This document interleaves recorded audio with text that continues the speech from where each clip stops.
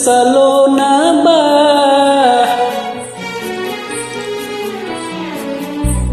माटी के मूरत जैसे सूरत सलोना बा। तोहरा के देख के लागे मटिए में सोना बा।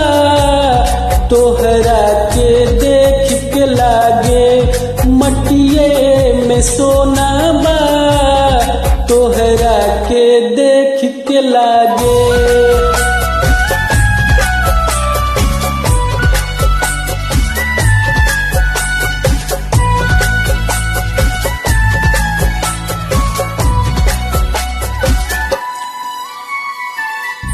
गजब तोहर रूप रंग बा।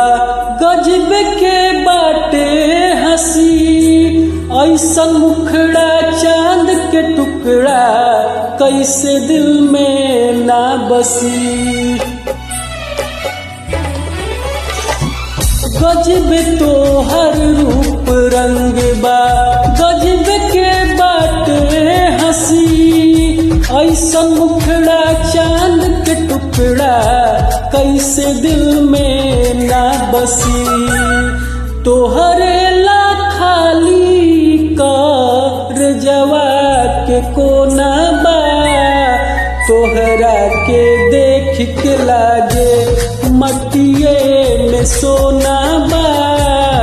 तोहरा के देख के लागे मटिए में सोना